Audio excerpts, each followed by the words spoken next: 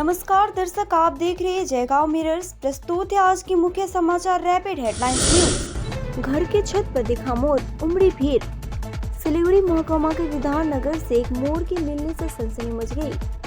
मोर को सिलीगुड़ी महकमा परिषद के तहत फांसीदेवा ब्लॉक के विधान नगर से बरामद किया गया। इस घटना से पूरे इलाके में सनसनी फैल गई है। ज्ञातव्य है कि इस दिन एक व्यक्ति को अपने घर की छत पर एक मोर दिखाई दिया। इसके बाद उसने तुरंत मोर को बचाया और तुरंत पुलिस को सूचना दे दी। इस घटना की सूचना मिलने के बाद विधान नगर थाने की पुलिस भी घटनास्थल पर मौके पर पहुंची। फिर पुलिस ने जाकर मोर को बचाया और थाने ले आई।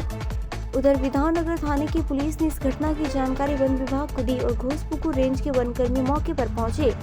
तब जाकर वनकर्मियों ने मोर को बचाया और वन विभाग ले गए।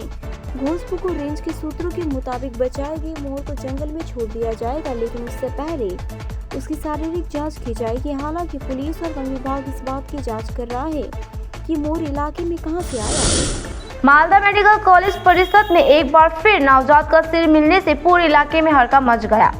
बताया जाता है कि रविवार की रात एक कुत्ता उस सिर को लेकर घूमता नजर आया।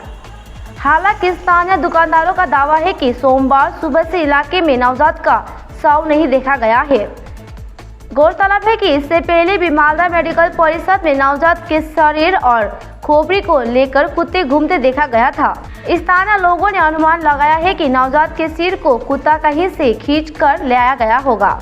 हालांकि बार बार हो रही इस तरह की घटनाओं से ये अंदाजा लगाया जा सकता है कि मालदा मेडिकल कॉलेज से सटे इलाके में ही कहीं नवजात शिशुओं के शवों को अवैध रूप से फेंका जा रहा है।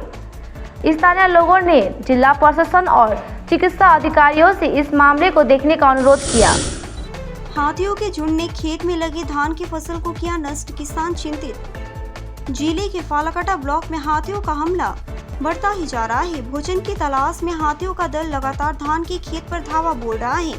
इसी बात को लेकर किसान चिंतित है। फालाकटा ब्लॉक के जटेश्वर 1 नंबर ग्राम पंचायत के दलगांव स्लम एरिया में हाथियों के एक समूह ने अचानक धावा बोल दिया। बताया जा रहा है कि रविवार की रात 30 से 35 हाथियों का दल इलाके में घुसकर करीब 10 बीघे धान की खेती को नष्ट कर दिया। हालांकि स्थानीय लोगों की चीख पुकार सुनकर हाथी जंगल में वापस लौट गया। इधर स्थानीय लोगों ने वन विभाग से इस क्षेत्र में हाथियों के हमले को रोकने के लिए आवश्यक कदम उठाने की मांग की।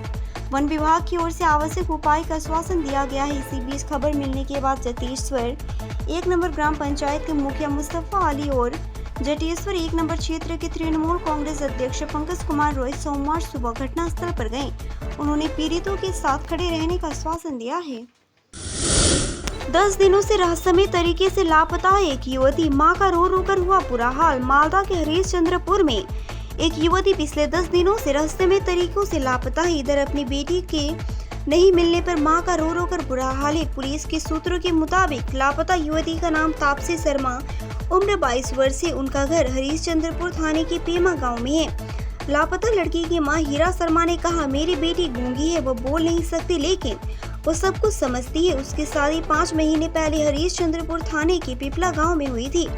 वह कई बार अकेले ससुराल चली जाती थी। फिलहाल वो अकेले उनके पास रहती थी।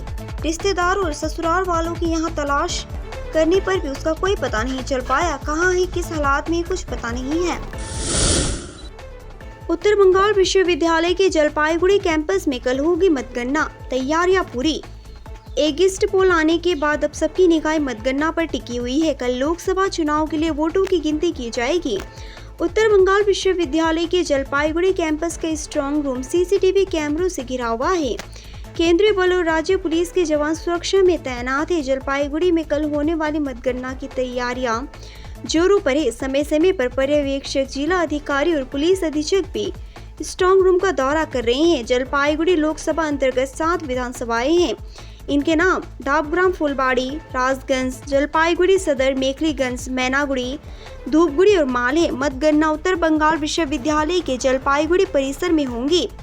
इस बार यह कुल मतदाता 18,84,637 से कुल 83.66% मतदान हुआ है। पल पल की खबरों के लिए देखते रहिए जयगांव मिरर्स, सच्चाई का आईना।